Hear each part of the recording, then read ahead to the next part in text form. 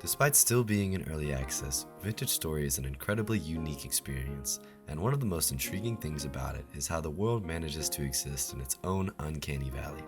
Things feel alive, and animals can be seen moving about, but there's a sort of stillness, and your gut tells you that you aren't the apex predator here. As you venture out into the wilderness, you come across things that you would expect. Forests, rolling plains, mountains. If you venture far enough, the climate begins to shift, with temperate forests giving way to lush tropical jungles, warm savannas, harsh deserts, or cold alpine forests and polar wastes. Within the first day or so, you'll undoubtedly stumble across ruins from civilizations long gone and, more profoundly, people. Living ones. Traders living in wagons, out on their own, with no clues left as to how they got there. As you continue to survive, maybe building a shelter and discovering clay forming, you may soon encounter another anomaly. These are temporal rifts. They can be found in temporally unstable regions, with the vicinity of the rift being especially volatile. You shouldn't stay near them for long, since prolonged exposure can cause some strange effects. A more tangible threat, however, are the creatures that can claw their way out of these rifts. They're known as drifters, and they seldom spawn on the surface, only in these unstable regions and sometimes at night. The ones above ground are particularly feeble and sorrowful, but if you travel underground, you will encounter more dangerous variants. Now, we've already unearthed several mysteries, so let's take an in-depth look into this world and try to answer a few questions. Who created these ruins? What are the origins of the player? Where are the drifters coming from? And what shattered the temporal stability of this world? All of this and more, we will be diving into. And one final disclaimer. This game is still in early access. That means that there are countless story details that have yet to be revealed. That being said, the information we've been given thus far is pretty extensive, and it allows us to infer a number of things. At the end of the video, we'll examine the holes in our knowledge, and I will present any theories I have. If anyone has their own ideas to share, I encourage you to do so in the comments.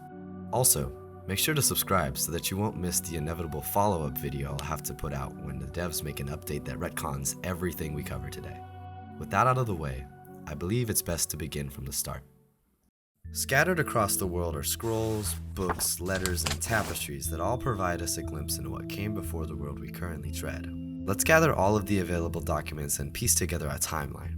I won't be taking a comprehensive look at all of these different books, as some don't reveal much history and only serve to add a bit of flavor and perspective to the world. The documents we currently have all start around the early 14th century and span an unknown period of time. This version of humanity closely resembles the real-world late Middle Ages, complete with European feudalism. In the 1310s, a relatively unremarkable nobleman by the name of Jonas Falx attended a university where he ushered in a technological revolution. He created little helpers, known as locusts, as well as eidolons, which tower over regular humans and were meant to assist with physical labor. He also created bells, which acted as communication devices, even being able to record audio. These were revolutionary for their time. In the years leading up to the 1320s, reports of a disease began to emerge, something far worse than anything anyone had previously experienced. It began small, destroying harvests and killing livestock. However, it quickly spread, wiping out small villages and whole towns alike. This disease was known as the rot, owing to how it would consume everything in its path, with entire kingdoms being overtaken by it. Living creatures that contracted the rot would often be reduced to rot beasts, which were feral and violent, their own bodies decomposing as they wandered aimlessly, attacking whatever they came across. Kings and commoners alike were so alarmed by the rot that towns were left abandoned as soon as rumor of the disease reached them. This led to an unprecedented refugee crisis that sowed further chaos into the kingdoms that had not yet been stricken by the rot. This fear came to a head in 1318 at a meeting known as the Diet of Kings. In this meeting, royal officials from nearly every kingdom on the map gathered to determine what they would do about this pestilence. It was Jonas Falx who came before them to offer his solution: better living underground. Falx suggested that the remnants of humanity retreat to subterranean living, carving tunnels into the earth and cutting off nearly all contact with the surface. He knew it would only buy humanity time, but it was time he could use to come up with a true cure to the plague. Seeing no better option, all of the leaders at this diet came to a consensus. They would have to execute Falx's plan. With this decision being made, Falx was put at the helm of the operation, his inventions playing a large role. Locusts and eidolons were used to assist those in the mines, and bells were used to communicate and doubled as alarms if cave-ins occurred. The structure of this underground civilization is relatively ambiguous, but we do have some idea of what it looked like. For starters, the network of tunnels was vast, and people often spent days traversing the halls just to reach their destination. We also know of some of the different factions of the underground, with the presence of bandits and rebels being apparent. The responsibility of dealing with these insubordinate groups fell on a faction known as the Black Guard. It's unknown when or how this group was formed, but they became the enforcers of the underground. They often took the initiative, conducting raids on bandit camps and making examples out of insurrection. We can infer from reading that the nobles of the surface retained most of their power, so this is likely who the Black Guard answered to. Another interesting group is those convicted of crime. Instead of being imprisoned or executed, lawbreakers would most often be sent to the surface in order to scavenge for supplies, and they'd be able to redeem themselves by finding resources to bring back to the tunnels. We can assume that this job was more often than not a death sentence, with the disease still ravaging the surface. Also above ground were the hunters. This group worked trapping and killing animals for food, however they didn't have much success. It is unknown whether or not this job was voluntary. We can also find mention of the Sami people, who sometimes traveled from the north to trade. It can be inferred that the rot isn't able to spread as easily or perhaps survive at all in colder climates. There is one final group of interest that we know little about, and in order to examine them, we need to backtrack slightly. One of the most pivotal pieces of Falx's work was his discovery of something known as the prima materia, or primary matter. It's a concept associated with alchemy, and it represents the fundamental, undifferentiated substance from which all things are believed to originate. A tapestry describing its discovery says, "We became sorcerers, miracle workers." It's not exactly known what this prima materia helped to accomplish, but we can assume it had a role in the creation of the automatons we see, perhaps acting as a power source. Now, back to this last faction. Forlorn Hope is the name given to a paladin order of the underground, who specifically harnessed the power granted by the prima materia in order to accomplish goals that we aren't exactly certain of. Although we can assume that they took the fight directly to the rot and the beasts that it created.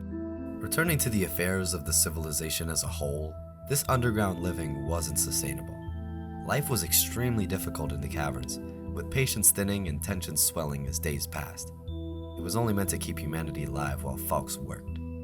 This project, this grand machine that Falx created in the depths, is responsible for the temporal phenomena we see in-game. At this point, what it was or how it worked isn't abundantly clear, but what's certain is that the machine was more akin to an eldritch being than something man-made. Falx himself says this about it. I've begun to see things, even when I'm not gazing through the lens. Walking down the halls, looking at the prints, suddenly my vision shifts, and I'm in a world I could not comprehend.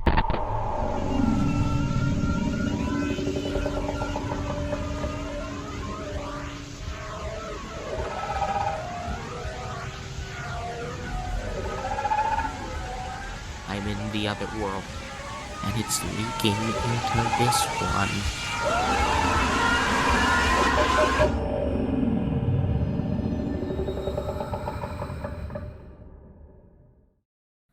Here, a machine only referred to as the lens is mentioned.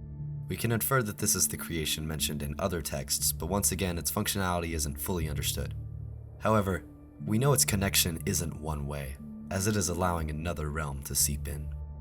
Following the creation of the lens, society in the tunnels begins to unravel. The rot finds its way in and begins to spread, turning humanity's only safe haven into a catacomb. The survivors are left starving and stricken with the disease, and the despair is palpable. The temporal instability has also begun to corrupt the machines, turning them against their creators.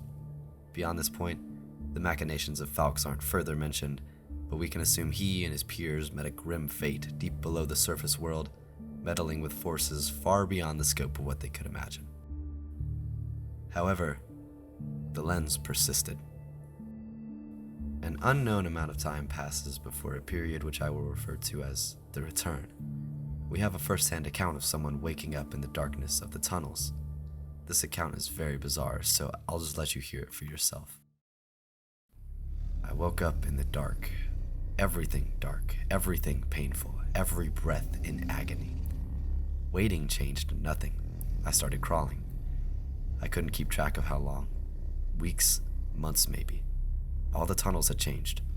Not that I could remember the way up anymore. I'd feel my way forward, finding dead end after dead end, digging with my hands when I could, hearing other things down there with me. Eventually I found my way out.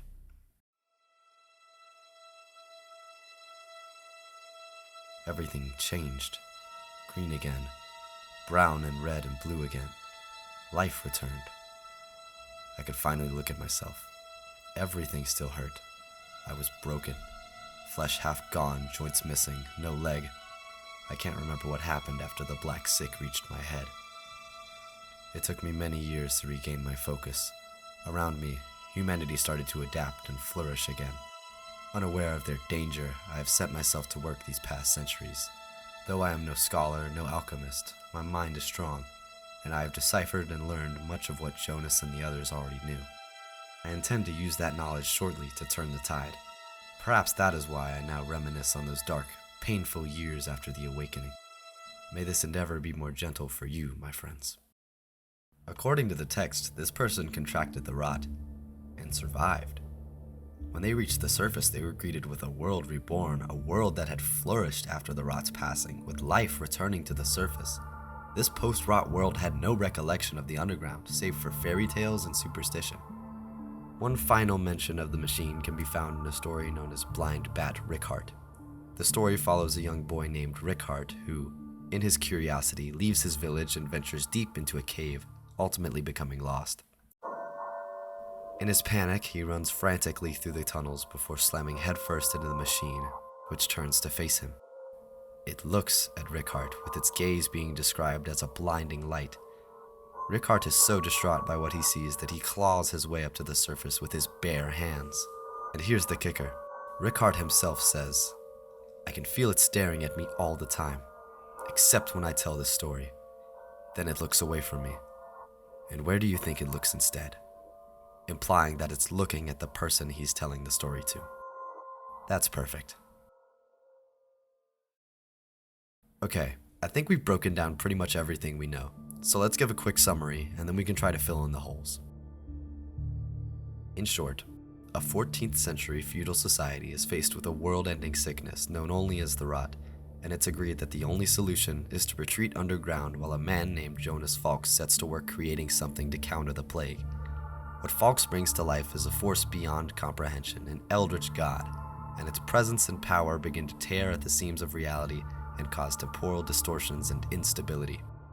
This disturbance to reality and the overall declining conditions of life in the tunnels leads to the near total extinction of humanity.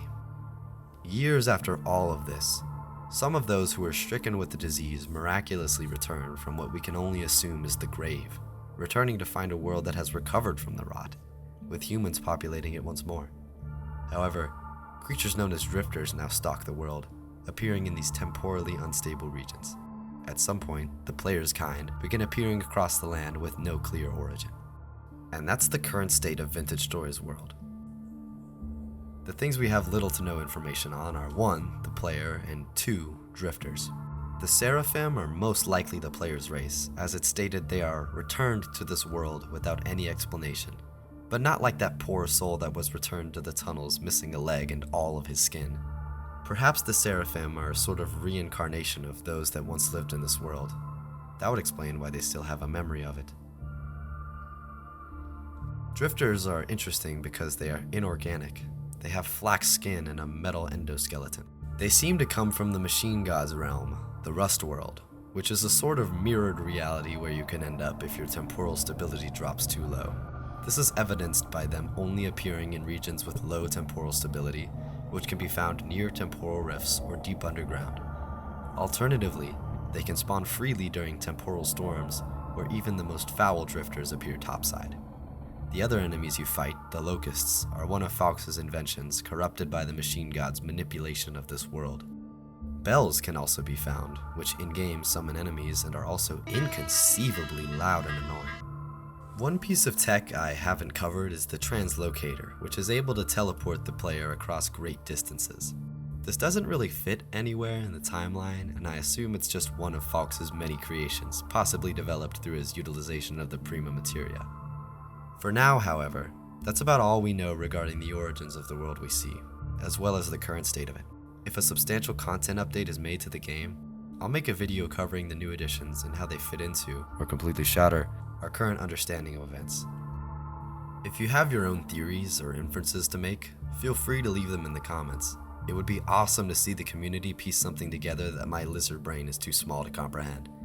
In the meantime, the idea of humanity slowly rotting away in the dark depths of soulless stone tunnels like a candle being left to burn out will certainly keep me up at night, and I hope it does the same to you. Until next time. Hey, if you're still watching or listening while you play video games on your second monitor, yes, I'm talking to you.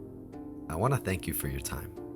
Thanks for bearing with me, as I've never done voiceover content before, and I'm sure this product is a bit more rough around the edges than I'd like it to be. I'll definitely be covering more of this game, if not for its gameplay, then definitely for the eldritch horror woven into it. That genre is underrepresented, especially in games. Subscribe to make sure you don't miss what I've got coming next. If you enjoyed it, leave a like. If you hated this video with all your soul, then I must have put you to sleep, or else you would have clicked off. Sleep well, my friend. Peace.